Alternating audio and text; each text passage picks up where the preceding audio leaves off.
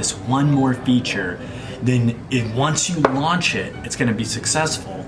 And here's the problem with that is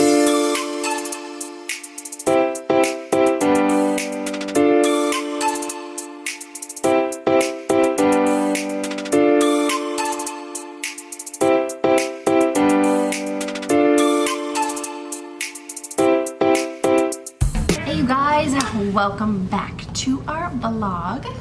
we are coming to you with a new episode. I am Josh. I am Brandy, and we talk about all things entrepreneurship, business, freelance, a little bit of software development, and working remote. Yep. Since we're in our coffee shop, as you can see. For sure, we're working remote, sipping our coffee through a straw today. And don't yell at me, yes, this is plastic. But his is paper, so balance. Evens it out. All right, so what are we talking about today?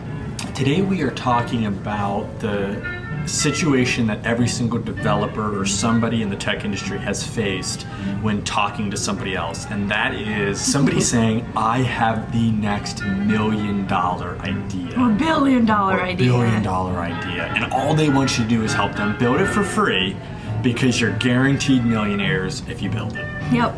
Because if you build something, they will come and purchase it or whatever. Absolutely, right? Because all great ideas just become multi-million-dollar products. I mean, that's just a given, right? Yeah. So here's the reality. Brandy and I are both business owners, and we've been doing this for a few years. We've been freelancing and literally starting product and education-based business. And what is one of the, I would say in comparison, what is the easiest thing to do compared to what it really takes to build a business?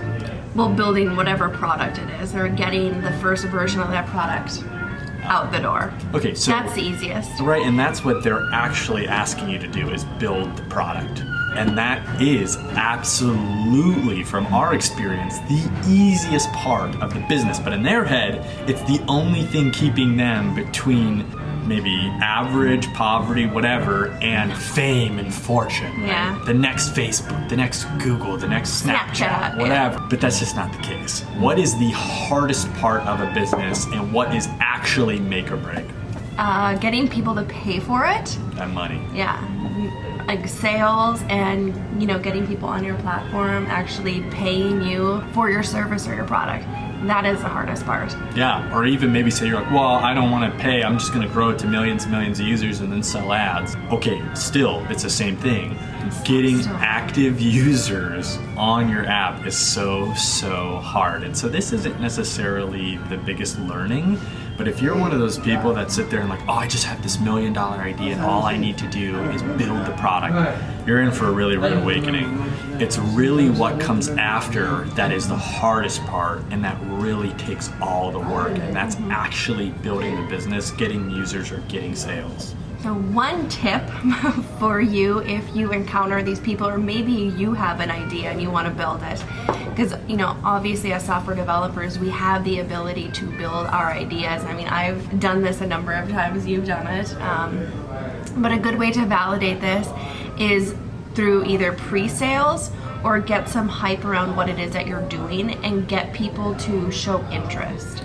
And that can be one of the hardest things too, because even though it may be a good idea, it may not be something that people need or want or will even use. They're like, oh yeah, that's a thing, but that's not really a problem. Yeah, and your mom and your brother doesn't count. Or your spouse. Or your spouse, they don't count because they're gonna sign up, buy, do whatever you want just to support you. And so which is great though. Which is great, absolutely. But he was my first customer. Yeah, but at the same time, you have to take that with a grain of salt. But one thing that you did even before you had your company launched, was you had a sign-up link, like sign up for early access to gauge and kind of sell the idea of what. So what she was trying to do was just gauge the idea. Would anybody even sign up for early access? Like that's one point of interest when somebody will actually give you their information and fill out. Random people that you don't know. And so she had hundreds and hundreds of people sign up for that early access list, and that was a early indicator. Okay, this idea has potential to be something. At least hundreds of people are interested in it, and it's not a free product, and they know that. So you're gauging, saying, okay, at some point this person came across their head saying, I'm interested enough to potentially pay for this product to actually sign up and get in the early access list and receive emails when it's launched. That's a big good indicator there. And I'm a big believer in putting stuff out there early and testing and just like getting thoughts on it, building community, because that's the best way to do it instead of being like, here's my product, use it. Yep. It's like, well, a lot of times people will tell you what for me, I have an education platform, and it was really nice because I could ask them questions. Well, what do you want to know about freelancing? What is it about having a business that you're unsure of? Yeah. And that really helped me narrow in my focus on very specific things. Absolutely. That were actually helpful to people. Absolutely. And for us on my business, he has a SaaS company. We have a SaaS which company. is software as a service. Exactly. Sure. And we actually started pre-selling our product like 6 months ahead of time. But it was really not to like, we weren't trying to take money. She was literally thousands of calls going out and booking demos on a product that wasn't even launched yet. But that was the only way. Talk about hard. Yeah, for real. That was the only way we could gauge interest and learn about the industry and figure it out, because here's the thing that most people make the mistake.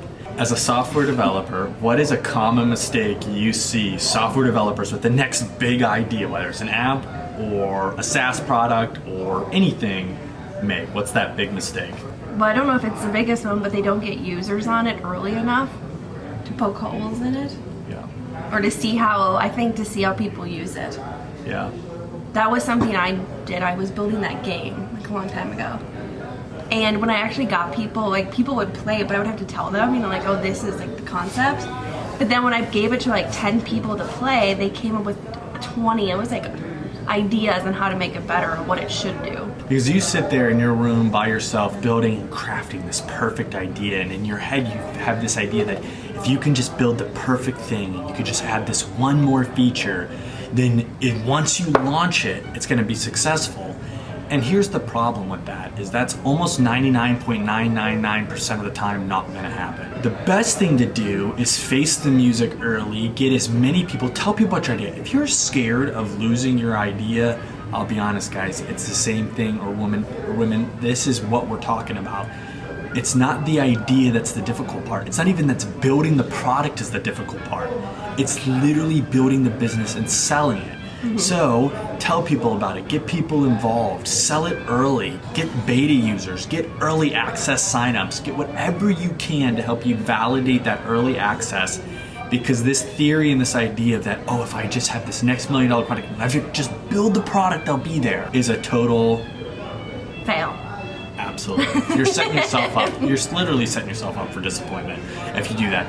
Do the difficult stuff, face the rejection early on, and you're going to be so much farther ahead. And here's a good chance that's going to happen. You're going to end up getting the early access or the early feedback, and you may decide not even to build the product after you've gotten that early exposure, because you learned a lot or got the reality of the industry or whatever it may be. And so you save yourself months and months and months and months of work that nobody was gonna even pay for in the first place, because you did the not so fun, not so sexy stuff up front. Yep.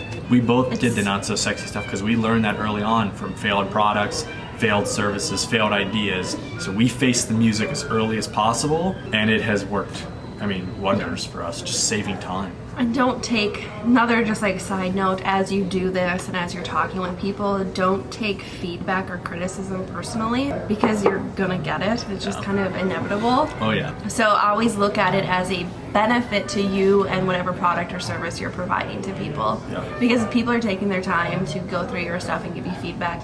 I love having my like power users, and they like give me all sorts of feedback and tips on stuff that they want to see, and I always take that like, oh yes, I'm so happy I have those people, because they kind of can help me gauge where to go or what I need to fix. Yep. Your early access users, your early people, they're going to advise you on what to build, on what they're going to pay for. Mm-hmm. So it's really important that you talk to them early on. Yep. Really, really, like seriously, it's really, really important. So if you guys are curious about my school, which is all about client acquisition, if you're trying to get into freelance, there's a link in the description. I believe it's in most all of our recent videos. But if you're somebody that doesn't understand marketing or sales, This is kind of like a plug, but be sure to go check it out. That is something that I like to help people with, and so I created, you know, pretty simple video modules to take you through those things and how to navigate client acquisition so you can actually have a profitable freelance business that you can turn into either like an agency or maybe a product comes out of it. Yeah, because even you have specifically this cold outreach module, and that is applicable to any product business, agency, freelancer, on how to actually get in contact with the right people so that you can do these early sells, early feedback calls, and things like that. Yeah. Well, you guys, we hope you guys liked this video. If you did, please give it a thumbs up, and if you know somebody like this that has pitched you an idea, give it a thumbs up that way. And then also let us know in the comments of the crazy apps that you guys have been pitched. Yep. All right, you guys, please subscribe to our channel, and we will see you later. See ya.